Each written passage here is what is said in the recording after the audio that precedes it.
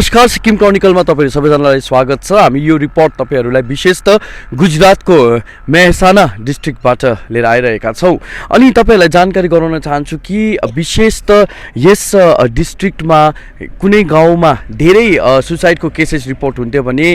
यहाँको कम्युनिटीको पार्टिसिपेसनले गर्दा दुईटा प्रोजेक्ट उहाँहरूले इनिशिएट गर्नुभयो, कम्युनिटीले मोबिलाइज गर्नुभयो। एउटा चाहिँ हो स्पिरिट अनि अर्को चाहिँ हो आत्मीयता। यसले गर्दाखेरि धेरै नै कन्ट्रोल भएको छ, धेरै प्रिभेन्ट भएको छ। अनि सिक्किममा पनि हामीलाई थाहा भएको कुरो हो कि धेरै सुसाइडको केसेस बढेको छ अनि सिक्किम नम्बर 1 छ इन्डियामा when it comes to suicide. र सिक्किम इन्स्पायर प्रोग्राम जो विशेषतः प्लानिङ डिपार्टमेन्टले एक्जिक्युट गरिरहेको छ, यसमा विशेष स्टडी भइरहेको छ अनि स्ट्र्याटेजी पनि प्लान भइरहेको छ। र पुणेमा पनि विशेष त स्टेक होल्डर्सलाई लिएर सिक्किम इन्स्पायरले सेन्टर फर मेन्टल हेल्थ ल एन्ड पोलिसीसँग मिलेर स्टेक होल्डर्सको लागि 2 दिनको वर्कसप आयोजना गरेको थियो। यसबारे जानकारी दिनका निम्ति हामीसँग assistant director of Sikkim inspire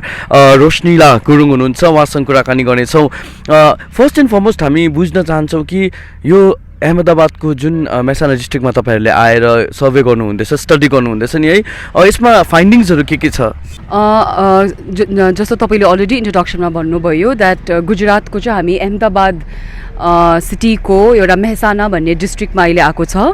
अनि मेहसानामा चाहिँ सेन्टर फर मेन्टल हेल्थ ल एन्ड पोलिसी जुन चाहिँ पुणे बेस्ड एउटा अर्गनाइजेसन हो, उनीहरूले चाहिँ यहाँनिर चाहिँ सिन्स द पास्ट 8 इयर्स दुईवटा कम्युनिटी लेड इन्टरभेन्सन इम्प्लिमेन्ट गर्नुभएको छ। एउटा चाहिँ आत्मीयतामा चाहिँ कम्युनिटीलाई मोबिलाइज गरेर कम्युनिटीलाई ओनरसिप दिएर र मेन चाहिँ त्यो जुन चाहिँ स्ट्र्याटेजी र इम्प्लिमेन्टेसन प्रोग्राम उनीहरूले यहाँ गर्नुहुँदैछ त्यो चाहिँ कम्युनिटीसँग बसेर नै को डिजाइन गर्नुभएको हो। अनि यहाँनिर चाहिँ पहिला suicide rates very very high अनि त्यसले गर्दाखेरि चाहिँ they wanted to do something which probably would lead to containing and reducing the suicide the very high rates of suicide that was being reported. अनि त्यसले गर्दाखेरि चाहिँ the centre thought that the best way of containing it would be like involving the community because most of the cases were being reported from the rural areas. So आत्मीयता प्रोग्राममा चाहिँ उनीहरूले चाहिँ there are like it has a cascading model. So they have a community facilitator है who like is responsible to identify community volunteers or community champions could be from ASHA workers to Anganwadi workers to panchayats to teachers to any grassroots level functionaries of the district. So उनीहरूलाई mobilize गरेर चाहिँ उनीहरूले चाहिँ they are trained to identify people who probably have high risk behavior, who has attempted suicide in the past or who probably has been thinking about suicide or is struggling with some of the other kind of mental health issues. So त्यसरी गर्दाखेरि चाहिँ अब कम्युनिटीमा close knit society हुन्छ, they know each other very well, so they are able to tap these kind of vulnerable people. So त्यसो गर्दाखेरि चाहिँ उनीहरूले referral गर्नु सकिन्छ है, they can bridge the gap between the services that is available so that these people, the affected population, can easily access those services. So त्यो intervention भएकोले गर्दाखेरि चाहिँ अब अघि हामीले डिस्ट्रिक्ट हस्पिटलमा गएर यहाँको CMO सँग पनि बात मार्यो र उहाँकोबाट बुझ्दाखेरि चाहिँ उहाँले भन्नुहुँदै थियो कि in the past 10 years more than 50% of the cases, suicide cases have reduced and referral जुन चाहिँ पहिला maybe 5 or 10 per day केसेसमा आउँथ्यो, अहिले more than 50 cases आउँछ अरे in a day, which means these community led interventions are working effectively. And now there is an ecosystem of mental health services that has been established in the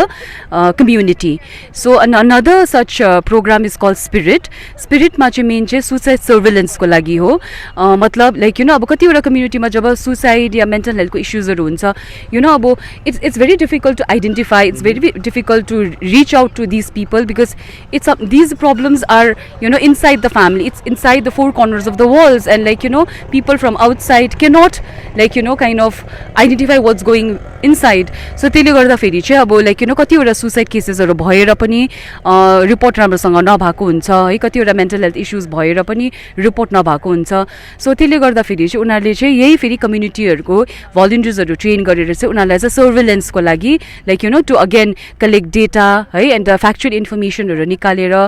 पुलिसको data हेल्थको डेटासँग triangulate गरेर चाहिँ so that there is no duplication of reporting and एकदमै authenticate होस् भनेर चाहिँ उनीहरूले त्यो इनिसिएटिभ पनि लिएको छ त्यसले गर्दाखेरि चाहिँ अहिले you know if you we were shown in the consultation the data that was collected from the health from the police and the suicide surveillance under spirit अन्त त्यो हामीले डेटा हेर्दाखेरि चाहिँ the most data that was like you know kind of collected and tapped was from those community volunteers which shows that कम्युनिटीको इङ्गेजमेन्टमा चाहिँ like you know they've been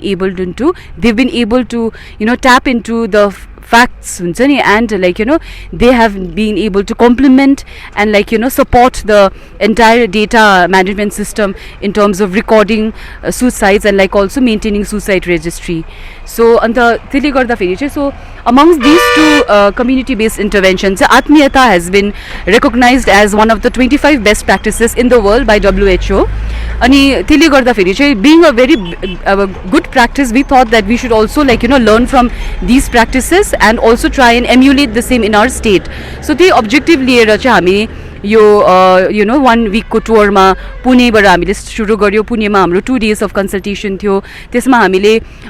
first phase हाम्रो सेप्टेम्बरमा हामीले 2 daysको कन्सल्टेसन एउटा थ्योरी अफ चेन्ज वर्कसप गरेर सुरु गरेको थियो त्यसमा हामीले 2 daysमा you know we invited representative of different we invited stakeholders representatives from different walks of life you know right from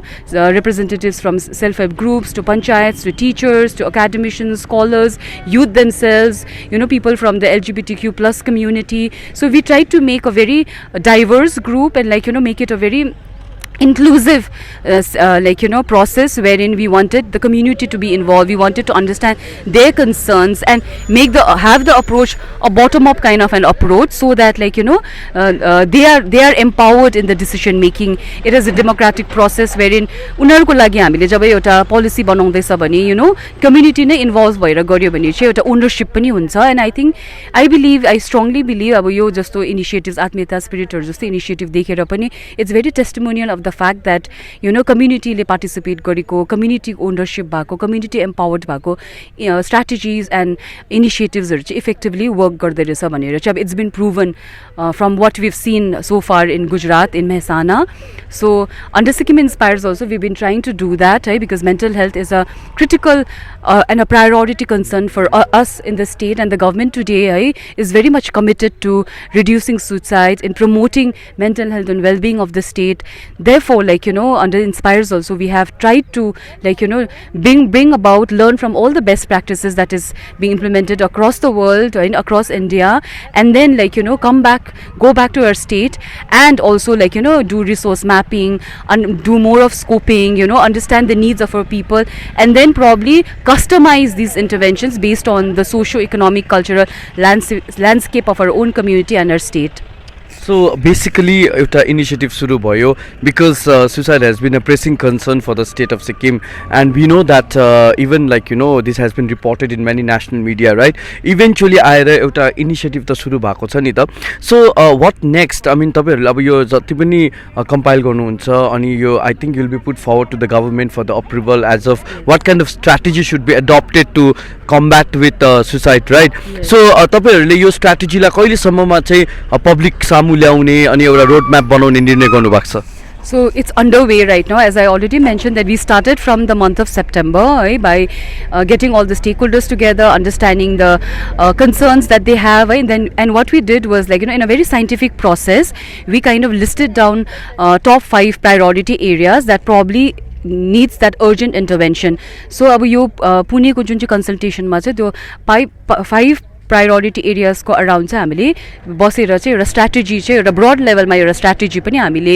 बनाएको छ डेभलप गरेको छ but again as I said that अब यो हामीले जति पनि रिप्रेजेन्टेटिभ्स यहाँ आज हामीले ल्याएको छ है हामीले पुणे गुजरातमा ल्याएको छ अब we just wanted to bring the voices of the people on the table that is why we could get like you know these representatives here to Gujarat and Pune so what we are planning to do is we take back these lessons है and we are going to like you know let this like you know process percolate down to the community level so that more and more people are aware that this is what is happening and if they have any recommendations inputs to like you know give we are very open to receiving them we'll have a lot of other activities also and then like under Inspire, Sikkim Inspires, we actually aspire to actually release the first localized mental health and suicide reduction strategy on the auspicious occasion of our State Day, because we are also celebrating 50 years of statehood next year. So we are hoping that we can have the strategy ready by March or April, so that we can finalize it and release on the State Day. So yes, so it's still underway, and we have a lot of work to do, but at least we are progressing. Thank you so much for speaking with us र हामीले पनि तपाईँलाई यो report लिएर आएका थियौँ पुणे अनि गुजरातबाट, र सिक्किम क्रोनिकल टिम पनि विशेष गरी हामी सँगसँगै छौँ अनि हामीले यो रिपोर्टहरू ल्याइरहेका छौँ र नेक्स्ट भिडियोमा हामी विशेष त स्टेक होल्डर्सहरूको ओपिनियन लिनेछौँ यो कन्सल्टेसन वर्कसपलाई लिएर। सहयोगी भुवनको साथ this is Nirmal for Sikkim chronicle.